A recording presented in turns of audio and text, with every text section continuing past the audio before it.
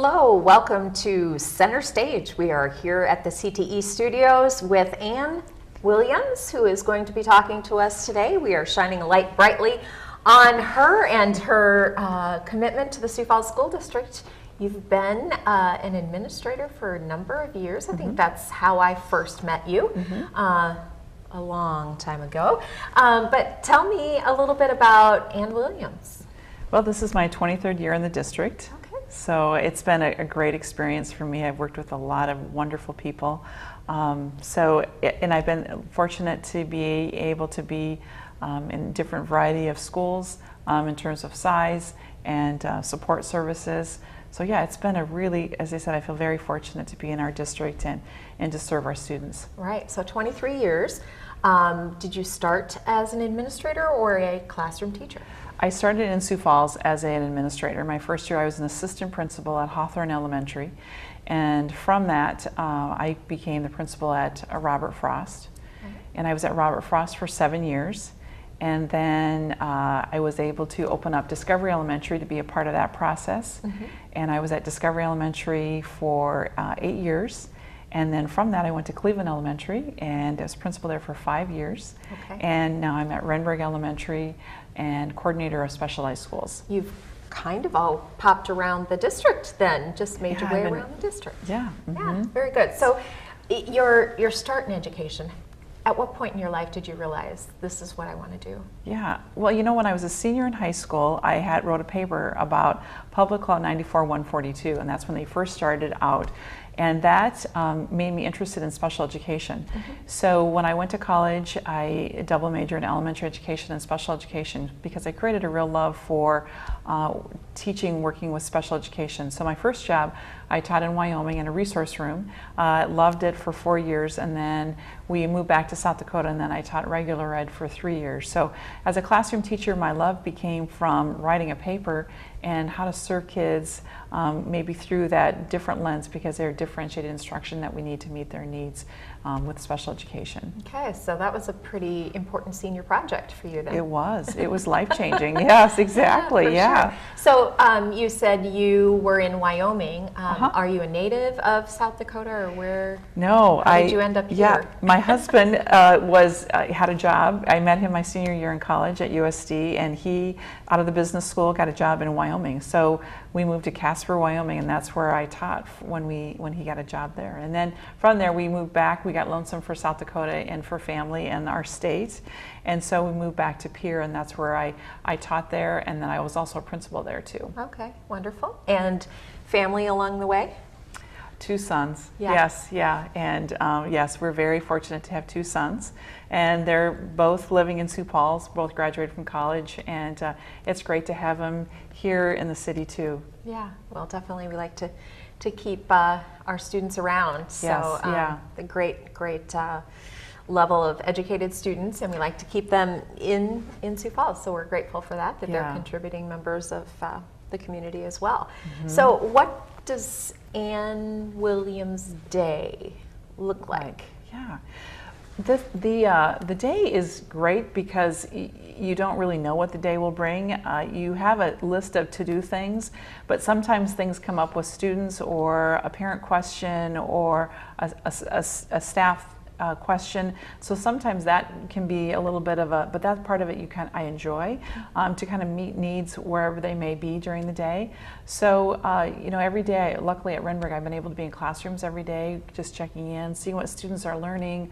The day also might be working on some coordinator jobs too, so that it comprises a little bit of my day too, to work on some projects with that, or coordinating some activities.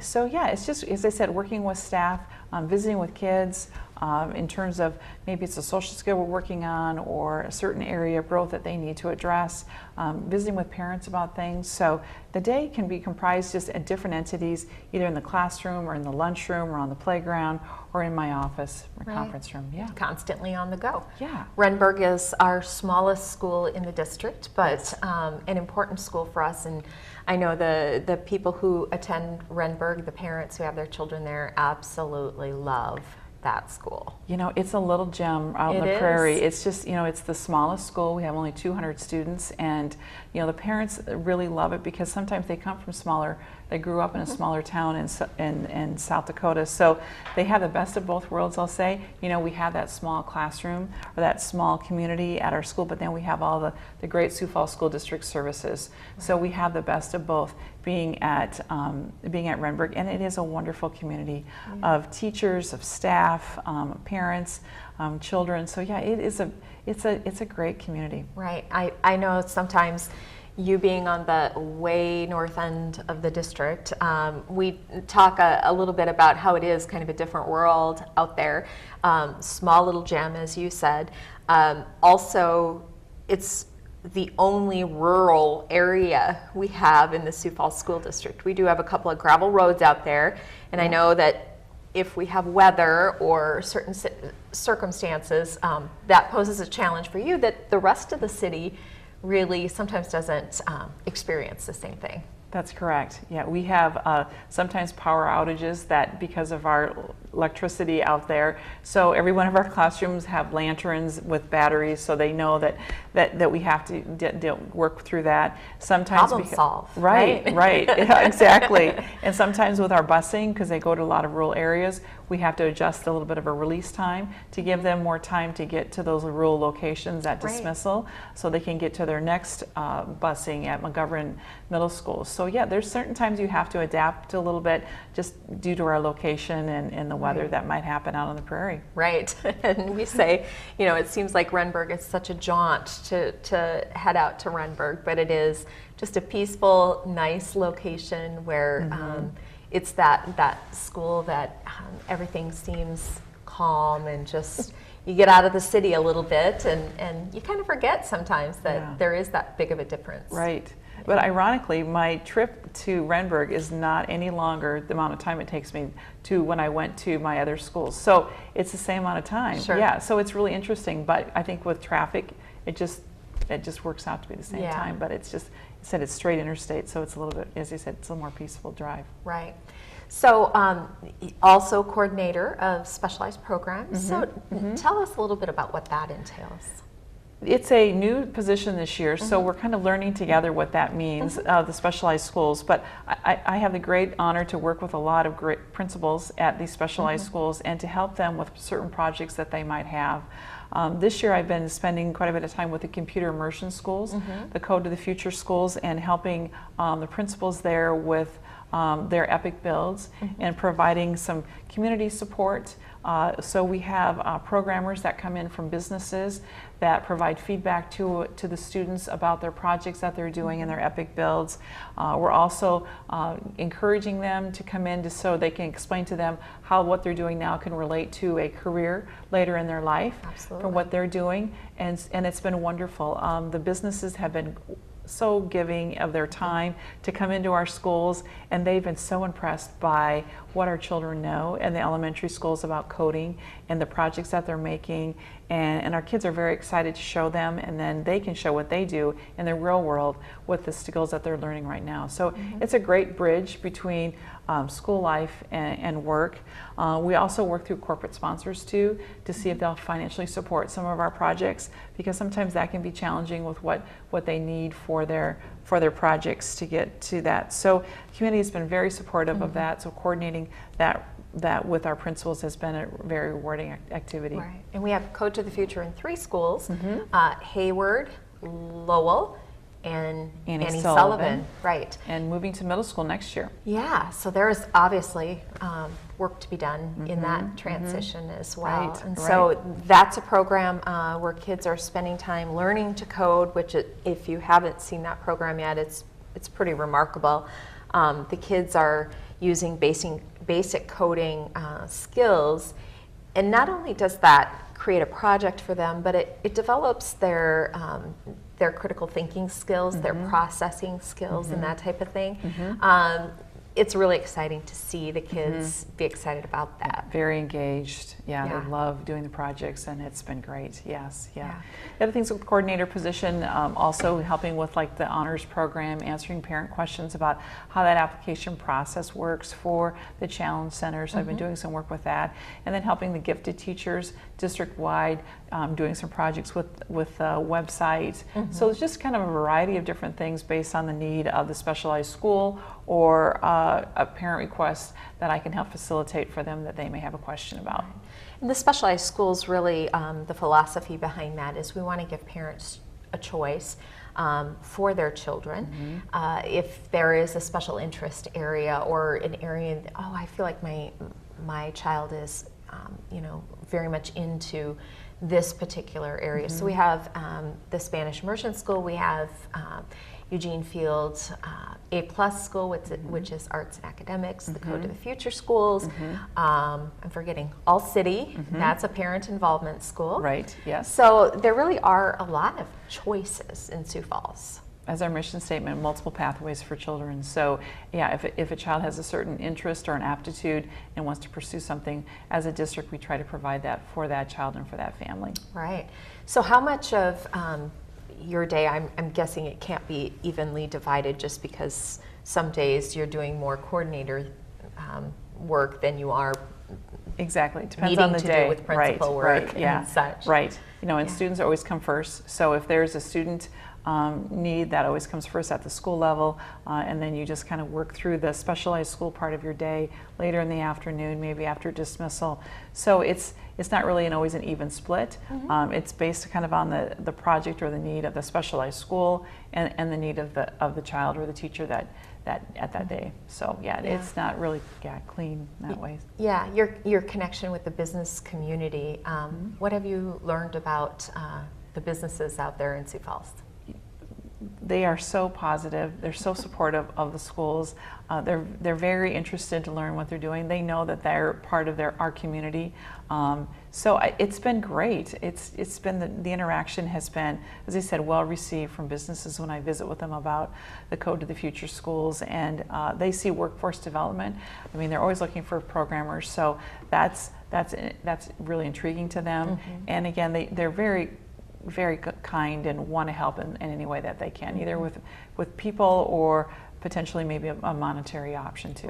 Right. So that is an opportunity to get the business community into our schools, and also, as you said, expose our students to future workforce opportunities, which I know workforce development is a key phrase in the city of Sioux Falls, and trying to find qualified workers for these jobs that are coming. And you know, sometimes I've heard community leaders talking about, you know, the seasons of progress in terms of Sioux Falls, how we were a financial services industry in the 80s. That was the real big push, and then perhaps, you know, into the mid 90s and 2000s was the medical push, and I don't believe that's probably over either.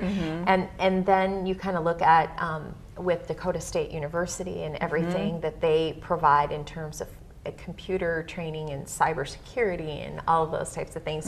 Kind of have to wonder if that's the next season, if you will. So making that connection between the students and community and employees in those positions is really critical. It's exciting. Yeah, a lot of times people talk about you know, oh, kids don't, you know, they're not exposed early enough, but this is an opportunity for them to be exposed. Right. Yeah. Exactly. And I love that Dr. Maher's vision was to do like a west side, east side, and a central school. So I think geographically it really covers the district. And then they're all title schools, which I think is wonderful too. So I think that was a very wise decision, and our children have definitely benefited from that opportunity. That's wonderful.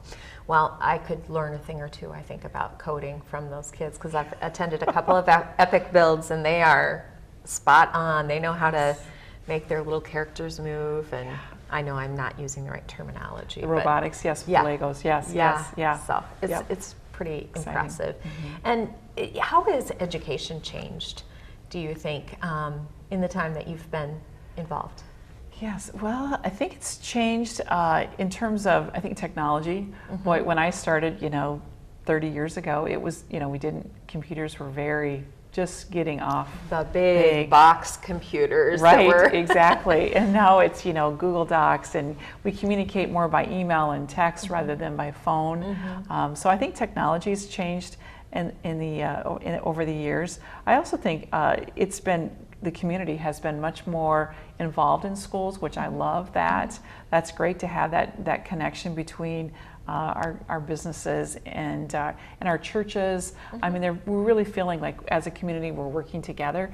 And I always think things are better done when we have systems rather than one person. And I see that collaboration again through many entities. Whereas maybe when I started it was just school and home, and now I see more again that connection with our business community, with our churches, different agencies that want to come in and help our students and our families. Right, and that is part of the district's strategic plan, is to have support in some way, shape, or form, whether that's parent support at PTAs or whether that is a business sponsor or something that comes alongside a school to help out with whatever the needs are, and having 100% of our schools have that community support. And you're so right.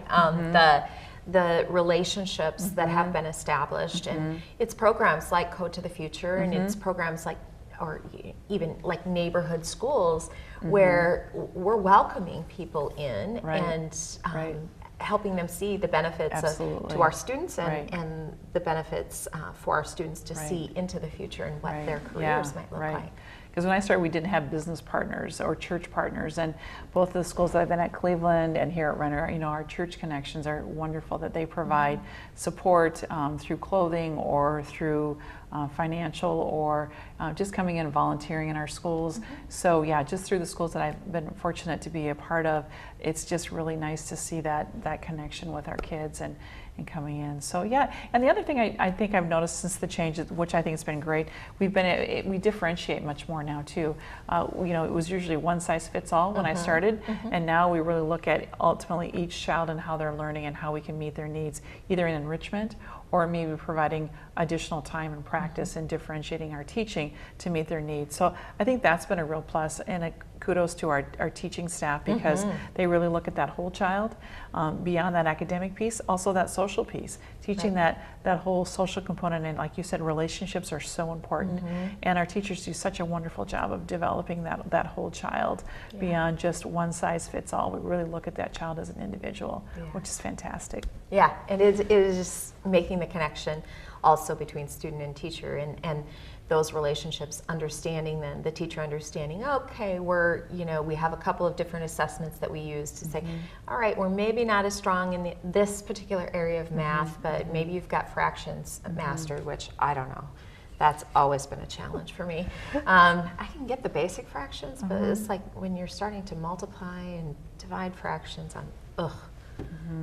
actually, my older daughter is the one that helps the younger children, because I just never picked up that skill. That's okay. Yeah, you have a lot of other great skills. Thank you. I feel like this is a counseling. Yeah, I feel like this is a counseling. You got some good strengths. Session. Yeah. Thank you. Thank you. So it seems to me also, I feel like today's students are so much more worldly than I ever was growing up, knowledgeable about current events and things happening in our world, and maybe that's due in part to our nonstop news networks now, or our social media, or what have you. But do you feel the same way, or is that just me? Yeah, no, I agree. You can say if it's just me. No, I don't think it's just you. Right, just that the internet, just what exposed to them, like you said, the multiple news stations going pretty much nonstop through the day. So they have opportunities to see a lot of what's going on in the world. I mean, when I grew up, it was just pretty much the United States, and that was it. But now our world is just so much more open, and they can see things in terms of different countries and what's going on. So I definitely agree. They are very knowledgeable about those things. I'll throw a curveball at you. Have you ever traveled outside the country and been in another part of the world that you found intriguing? My son, my oldest son Ian, spent a year at an economic college in Japan, and so I met him in Tokyo for Christmas, and it was an amazing experience. Japan is an island of itself, so that was a whole different experience that I loved, because they're just, as they said, they're so isolated, but they're just, their culture is so strong in what they do and how they do things. So I found it fascinating to be a part of that. And when I came back from the trip, there were certain things that I brought back to when I was at Cleveland that I could identify with an ELL student. So like when I was in Tokyo, I'm like, you know, where's the library at here? So that was something that we developed at Cleveland, was a library night where our ELL families, maybe they don't know where the library is. Right before summer break, we can get them a library card and they can find out about summer library services.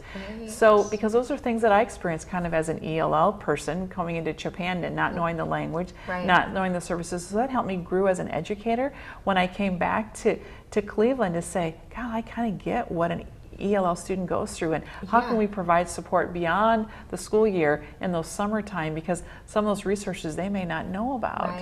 So it was a really good experience, and it helped me grow as a person and grow as an educator to provide support for our ELL learners beyond the school day. Yeah, that's a really great, it's a great response to my question was just curiosity, but you really hit it out of the ballpark. Well, thank you. That's awesome.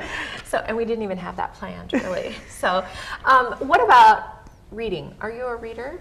I am a reader. Yeah, you know. Don't apologize. Okay, I love to read, and I have really good friends that provide excellent books for me, because I'm kind of lazy about getting a book. So they'll throw me a bone and say, I just read this book. This was a great book.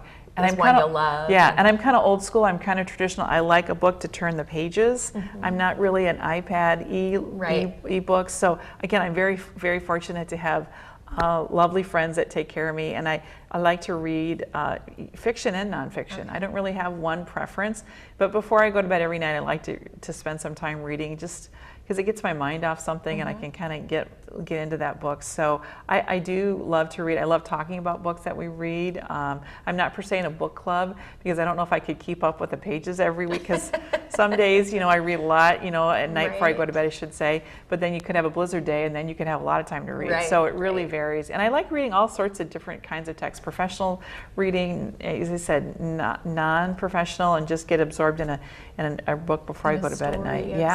Right. Awesome. So as adults, that's important to model that behavior of reading. And so your students in school you said you stop in the classrooms and such, and probably the library too. And I do. And you know, at lunchtime, that's a great conversation piece to have with kids. I'll say with fifth graders, what are you reading right now? And sometimes they've given me a line on some books that I'll read, and I'm like, hey, and then after I read the book, then it's a great conversation piece to say, you know, I read that book, it was really good. So that Prairie Pass that you thought would be really a great book. And I've done at school some things called book battles. So they're battling about a book that they've read, and that's great conversation about reading when you hear about the book that they're reading, and then you get to read it, and then you can talk about it. So it's fun. And the book battles, they're answering questions, right? Teams, and they're competing about their knowledge of the book. Right. And so again, they're reading the book, recalling. So that comprehension piece is critical. Not just seeing words on a page and knowing what the word says, but really understanding, and even developing some broader hypothesis of what do you think about this? I know my oldest is doing To Kill a Mockingbird right now, and so we were doing, you know, how do you feel that Atticus, you know, how was Atticus feeling at this time, and those types of things, and those are good thought process and critical thinking skills for students. Absolutely, and when they can identify with that character, and then they can process how they would problem solve it, that just creates that deeper understanding, that inferencing that they're learning from that character. And the characters are great examples of either how you want to be as a person, or how you want to be, and go either way. Exactly. So something surprising that we would not know about Ann Williams. Have you done anything really super crazy? Boy, I can't think of anything really out there. Skydiving? Never skydived, no. Okay. I still snow ski. Oh, good for yeah, you. just that I went skiing a month ago with my husband and I. We had a wedding out in the hills and we went skiing. Nice. I grew up in Pierce, so sailing. I do a lot. 7 years we had a sailboat. We did a lot of sailing. We like to be outside. Mountain biking, so I'm kind of more of a recreational person. Are you, when you say mountain biking, you're actually like in like trail type of thing, or are you bike trail? Some family vacation one time, as the four of us, we did the Mickelson Trail beginning to end over 3 days, 50 miles a day. And our kids were like junior high and elementary, and they did great. So that was really fun. So I do the bike trail a lot too. We have a beautiful trail. Yes. Yeah, we're very fortunate in Sioux Falls to have that trail, and that's great. And then we also like the hills and mountain biking out there. So yeah, my husband likes to bicycle too. So it's kind of a nice thing we can do as a family and as a couple. So, but I haven't done anything really out there that I can say, wow, that was something that not everybody would do. Maybe in the next year you can do that. Hey, we can have you back and hear about it. You never know, and I can tell you about it. Yeah. Right. Well, wonderful. It's been great hearing from you, Yes. Anne, and learning a little bit about your daily life and also about your interests and things along the way. So you're welcome. really our goal with Staff Center Stage is to help our community see our administrators as the real people that they are, not just an administrator, that they have different hats and that they enjoy some of the same things that our community members enjoy as well. So we appreciate you joining us here today, You're and welcome. thank you for joining us on Staff Center Stage.